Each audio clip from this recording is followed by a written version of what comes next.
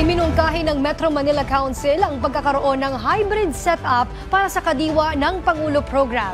May balitang pambansa si Jumalin Doctolero ng Philippine Information Agency, National Capital Region.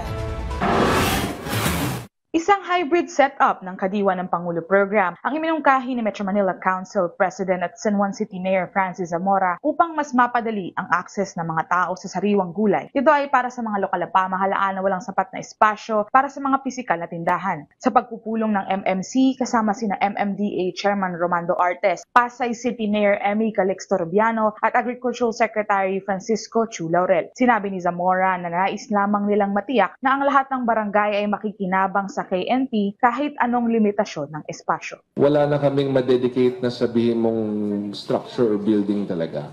So I'm requesting for a possible hybrid kind of store na kasi minsan yung secretary, yung mga nakakausap po namin kasi from the DA, meron silang specifications ng store. Baka pwedeng mas maliit ng konti, baka pwedeng hindi specifically sa exact location na ito. Just so that we can still implement it.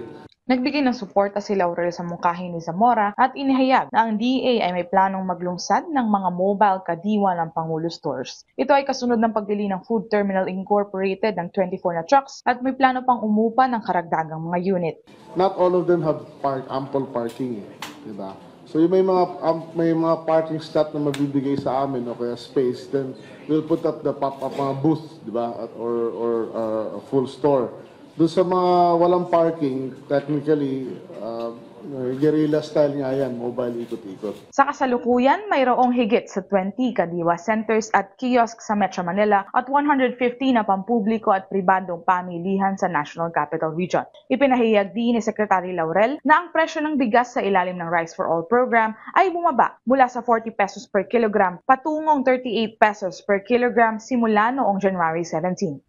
Mula sa Philippine Information Agency National Capital Region, Jumalin Doctolero, Balitang Pambansa.